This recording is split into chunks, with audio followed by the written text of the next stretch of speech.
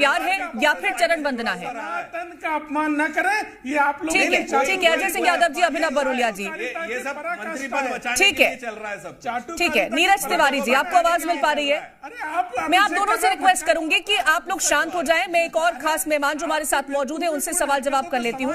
नीरज तिवारी जी, आपको आवाज मिल पा रही हो तो आप ये बताइएगा कि ये प्यार है या चाटुकारिता है या चरण वंदना है?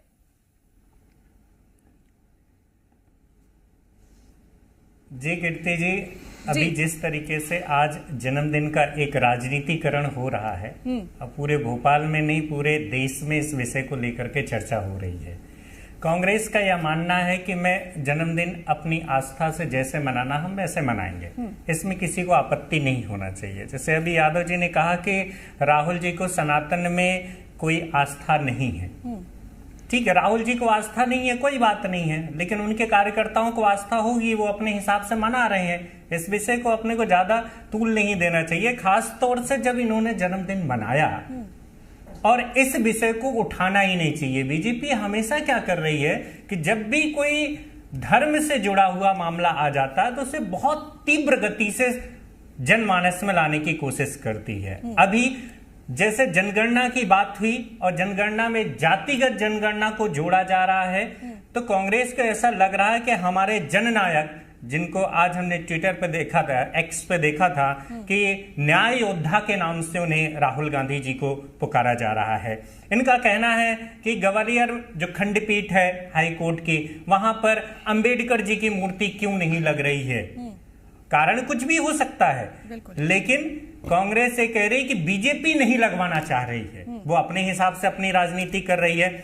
मेरा ये कहना है दोनों पार्टियों से, जो जन कल्याणकारी मुद्दे हैं उनको जनमानस में लाओ ना। ऐसे मुद्दे को क्यों लेके आते हो जो आस्था से जुड़ा हो, धर्म से जुड़ा हो, व्यक्ति विशेष से जुड़ा हो? जिसको जैसे अपना जन्मदिन मनाना वो अपने जन्मदिन मनाएगा। अब बातें आई, कुछ दिन पहले बंटी साहू जी थे छिंदवाड़ा के सांसद, उन्होंने तो अपनी यात्रा में पांव धुलवाया था, ये भी एक सामने आई थी बात। अब इसमें क्या बोले आखिर? और सबसे बड़ी बात है, जो भारत सरकार और राज्य सरकार के द्वारा जो जन कल्याणकारी योजनाएं चल रही हैं, उन मुद्दों को भारतीय जनता पार्टी को जनमानस में लाना चाहिए, और उन्हीं मुद्दे को कांग्रेस चाहे तो जनमानस में खड़े होकर के बोले कि ये योजना इस व्यक्ति तक नहीं पहुंची और इस व्यक्ति तक पहुंचाने के लिए हम खड़े हुए हैं। बिल्कुल, ये दोनों को करना चाहिए। ऐसे मुद्दे, जैसे भी थोड़ी देर पहले हमारे कांग्रेस के प्रवक्ता ने बोला कि हमारे देश में एक बहुत ही अच्छे इंजीनियर कहे जा रहे विश्वास सारंग जी, जो कि कैबिनेट मंत्री हैं, उन्होंने अपने ही विधानसभा क्षेत्र में 90 डिग्री का एक पुल बना दिया, ब्रिज बना दिया, और जो कि हर टेंडर में वो बहुत अच्छे से ध्यान देते हैं। ऐसा नहीं है कि बहुत अच्छे से वो ध्यान देते रहे हैं।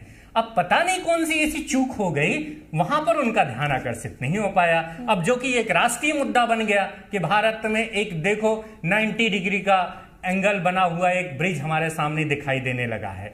तो कहीं ना कहीं कुछ खामियां दोनों पार्टियों में होती है, लेकिन हमारा ये कहना है कि जन कल्याणकारी मुद्दे को जनमानस में उठा करके जिससे जनता का कल्याण हो, उस विषय पर चर्चा होनी चाहिए। बिल्कुल। अजय सिंह यादव जी,